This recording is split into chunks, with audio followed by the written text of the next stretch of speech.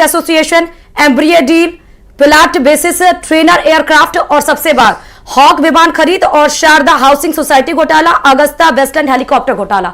15 घोटाले तो मेरे गिने गिने कुछ सेकंड में गिना दिए। यूपीए सरकार में ही हुए थे ना ये सब। तो लीजिए, शारदा के सबसे बड़े आरोपी थे अजीत पवार जी। उनको क्लीन चिट दे दी भारतीय जनता पार्टी ने। एक बड़ी खबर आपको बता दें, बड़ी खबर, दिल्ली विधानसभा चुनाव के वोटों की गिनती शुरू हो चुकी है। जिसका इंतजार था रेनू, वो घड़ी अब आ गई है। वोटों की गिनती शुरू हो गई और मुझे लगता है कुछ ही मिनट्स बाद अब रुझानों के आने का भी सिलसिला शुरू हो जाएगा। तो सबसे पहले जो पोस्टल बैलेट है इनकी गिनती होगी और उसके बाद ईवीएम मशीनों की जो काउंटिंग है वो शुरू हो जाएगी। और इस वक्त जो काउंटिंग शुरू हो चुकी है, थोड़ी ही देर में रुझान आना भी शुरू हो जाएंगे। दिल्ली विधानसभा चुनाव की जो नतीजे आएंगे उस पर सभी की निगाहें टिकी हुई हैं। जो रुझान आएंगे उसके लिए भी सभी देखने के लिए आतुर है और न्यूज 18 की टीम लगातार आपको प्रत्येक उस सीट का एक एक अपडेट बताएगी जहां पर दिलचस्प चुनाव है और तमाम दिग्गजों की साख भी दांव पर लगी हुई है। वो नेता जो मौजूदा राजनीति में अच्छे खासे पद पर बैठे हुए हैं और वो नेता भी जो कि अपनी बारी का इंतजार कर रहे हैं। और दूसरी सबसे बड़ी बात यह है कि आम आदमी पार्टी और बीजेपी के बीच में जो टक्कर देखी जा रही है, इसके बीच में कांग्रेस अपनी जमीन कहां पर खोजती है, ये भी देखने वाली बात होगी। बहुत सही बात आपने कही। कांग्रेस पार्टी का आपने जिक्र करा, मैं भी सुन रहा हूं, जितने भी हमारे बड़े कांग्रेस के नेता उनकी प्रतिक्रियाएं दिखाई दे रही हैं। साफ जाहिर है बहुत बड़ी उम्मीदें नहीं है कांग्रेस पार्टी को। उनके खुद के नेताओं के बयान ये बात दर्शा रहे हैं। एक तरफ संदीप दीक्षित आम आदमी पार्टी से गठबंधन की संभावनाएं खोज रहे हैं, दूसरी तरफ सौरभ भारद्वाज कह रहे हैं किसी से कोई गठबंधन नहीं होगा। कांग्रेस पार्टी के नेताओं का जो बयान है, उनके जो पूरा लब्बो लुआब है, वो ये निकल रहा है कि जिस तरह एक स्टूडेंट एग्जाम देता है, वो कहता है मुझे टॉप करना है, 99% लेकर आने और मेरिट लिस्ट में अपना नाम लेकर जाना है। दूसरी तरफ कांग्रेस पार्टी के नेताओं का जो बयान है वो उन स्टूडेंट्स की तरह जिनका ये कहना है कि 33% मार्क्स आ जाए, हम पास हो जाए, ये हमारे लिए बहुत अच्छी बात होगी। और कुछ वैसा ही हमने लोकसभा चुनाव में भी देखा, जब 90 के आसपास जब सीटें पहुंची, कांग्रेस पार्टी की 99 सीटें हो गई, तो एक बहुत बड़ा बूस्ट कांग्रेस के कार्यकर्ताओं में आ गया था। तो जो बहुत ज्यादा उम्मीदें कांग्रेस पार्टी को, वो नहीं है इस बार के परिणाम से।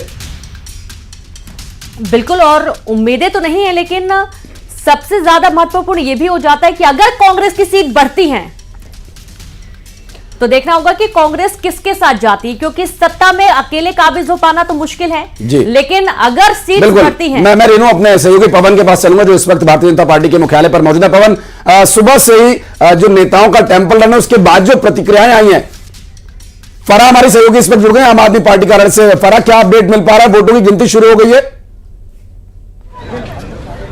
जी बिल्कुल, देखिए वोटों की गिनती शुरू हो गई है और यहाँ पर हलचल भी हो गई है। यहाँ पर नेताओं ने आना शुरू कर दिया है और वो पूरे कॉन्फिडेंट नज़र आ रहे हैं। उनका साफ तौर पर कहना है कि हम लोग जो है वो जीत निश्चित तौर पर पूरी करेंगे और हम जीतेंगे। लेकिन अब जिस तरीके से जो काउंटिंग शुरू हुई है, पहले देखा जाएगा कि किस तरीके के रुझान आते हैं, लेकिन अभी के लिए सब कॉन्फिडेंट नज़र आ रहे हैं। और आप देख सकते हैं कि चहल पहल शुरू हो गई है। यहाँ पर बाकायदा स्क्रीन लगाई गई है, तमाम इंतजाम किए गए हैं और आप कहीं ना कहीं अभी भी कॉन्फिडेंट नजर आ रही है, क्योंकि तमाम लीडर्स के बयान सामने आ रहे हैं और वो बार बार यही कह रहे हैं कि हम जीतेंगे और हमें पूरी उम्मीद है।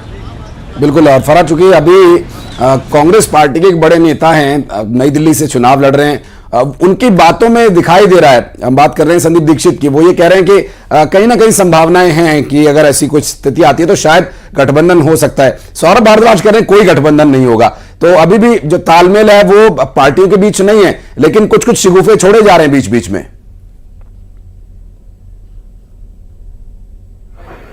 दिख रहा है, लेकिन अगर इस तरीके से होता है कि वोट पूरे नहीं कर पाते तो कांग्रेस हो सकता है इस विचार के लिए रेडी हो कि भाई गठबंधन हो जाए। लेकिन आम आदमी पार्टी जो है वो साफ तौर पर अभी ये कॉन्फिडेंट होकर चल रही है कि वो पूरी तरीके से बहुमत जो है वो बना लेंगे। पवन भी मौजूद है। पवन, क्या कुछ तस्वीरें, काउंटिंग शुरू हो चुकी है और काफी उत्साहित बीजेपी के तमाम कार्यकर्ता भी नजर आ रहे थे, फिलहाल अभी क्या अपडेट वहां से?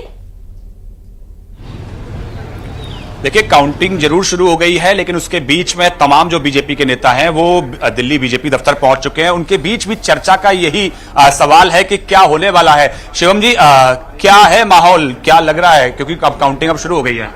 मुझे लगता है माहौल आपके चैनल ने भी दिखाया है और दिल्ली की जनता ने भी दिखाया, और जिस तरीके का माहौल है मैं मानता हूं कि मीडिया में कमोबेश सब इस चीज को देख ही रहे हैं। और किस तरह की स्थितियां हैं।